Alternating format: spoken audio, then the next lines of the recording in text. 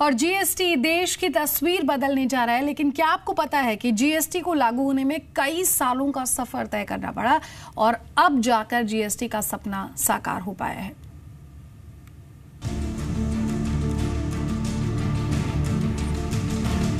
One nation one tax यानी GST एक ऐसा टैक्स जो पूरे इनडायरेक्ट टैक्स सिस्टम की तस्वीर बदलकर रख देगा।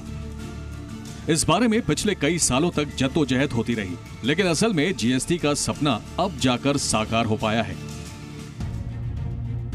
जीएसटी के बारे में सबसे पहले चर्चा साल 2000 में शुरू हुई। उस वक्त एनडीए की सरकार थी और अटल बिहारी वाजपेयी प्रधानमंत्री थे। कई सालों तक इस पर चर्चा होती रही और 2004 में वो समय आया जब जीएसटी लागू करने की वकालत हुई।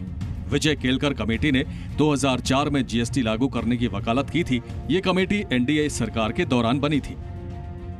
2004 में सरकार बदली और कांग्रेस की अगुवाई में यूपीए की सरकार बनी। प्रधानमंत्री मनमोहन सिंह ने देश की कमान संभाली। मनमोहन सिंह सरकार ने जीएसटी की बात आगे बढ़ाई और फरवरी 2006 में तत्कालीन वित्त मंत्री पी चिदम्बरम ने जीएसटी की डेडलाइन तय की। जीएसटी को 1 अप्रैल 2010 से लागू करने की तारीख तय की गई। जीएसटी के बारे में फैसले लेने और तेजी से काम आगे बढ़ाने के लिए 2008 में राज्यों के वित्त मंत्रियों की एम्पावर्ड कमेटी बनी, जिस पर 2009 में पहला डिस्कशन पेपर जारी किया गया। उस वक्त एम्पावर्ड कमेटी के अध्यक्ष असीम दास गुप्ता थे, जो उस समय पश्चिम बंगाल के वित्त मंत्री भी थे। एम्पावर्ड कमेटी में जीएसटी बिल के ड्राफ्ट पर चर्चा हुई। समय निकलता गया और जीएसटी लागू करने की डेडलाइन भी पास आने लगी। हालांकि तैयारियां पूरी नहीं होने के चलते जीएसटी समय पर लागू नहीं हो पाया और फरवरी 2010 में जीएसटी लागू करने की तारीख आगे बढ़ा दी गई। अब जीएसटी लागू करने की तारीख 1 अप्रैल 2011 कर दी गई। उस वक्त प्रणब मुखर्जी यूपीए सरकार में वित्त मंत्री थे। आखिरकार मार्च 2011 में यूपीए सरकार ने संसद में बिल पेश किया, लेकिन विपक्ष ने बिल का बहिष्कार किया और जीएसटी पर बात आगे नहीं बढ़ पाई। इसके बाद नवंबर 2012 में जीएसटी की दिक्कतों का हल निकालने के लिए केंद्र और राज्यों के वित्त मंत्रियों ने बड़ी पहल शुरू की और जीएसटी की दिक्कतें खत्म करने के लिए 31 दिसंबर 2012 की डेडलाइन तय हुई, लेकिन जीएसटी पर ज्यादा बात आगे नहीं बढ़ पाई। 2014 में नरेंद्र मोदी की अगुवाई में बीजेपी ने चुनाव लड़ा। चुनावों में कांग्रेस की करारी हार हुई और प्रधानमंत्री नरेंद्र मोदी ने देश की कमान संभाली।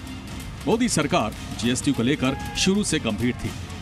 दिसंबर 2014 में जीएसटी बिल को फिर से संसद में पेश किया गया और मई 2015 में जीएसटी बिल लोकसभा में पास हो गया। इसके बाद अगस्त 2016 में जीएसटी बिल राज्यसभा में भी पास हो गया और सितंबर 2016 में राष्ट्रपति प्रणब मुखर्जी ने भी इसे मंजूरी दे दी।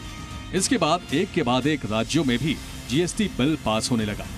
नवंबर 2016 में जीएसटी पोर्टल जीएसटीएन यानी goods and services tax network launch हुआ और कारोबारियों के लिए रजिस्ट्रेशन की प्रक्रिया शुरू हुई। वहीं मार्च 2017 में जीएसटी काउंसिल ने जीएसटी के नियमों को हरी झंडी दे दी। इस पूरी प्रक्रिया में सबसे अहम थे जीएसटी के टैक्स स्लैब, जिनको तय करने के लिए जीएसटी काउंसिल की कई बैठकें हुई और काफी जद्दोजहद के बाद मई 2017 में जीएसटी के स्लैब तय किए गए। जीएसटी काउंसिल ने जीएसटी के 5 स्लैब तय किए: 0%, 5%, 12%, 18% और 28%। इसके अलावा लग्जरी आइटम्स पर अलग से सेस का प्रावधान किया गया। हालांकि जून में कई आइटम्स के टैक्स स्लैब रिवाइज भी किए गए। इस दौरान जीएसटीएन पर कारोबारियों के लिए रजिस्ट्रेशन की प्रक्रिया फिर से खोली गई और सरकार ने कारोबारियों को जीएसटी के बारे में समझाने के लिए अभियान भी चलाया। ब्यूरो रिपोर्ट, जी मीडिया।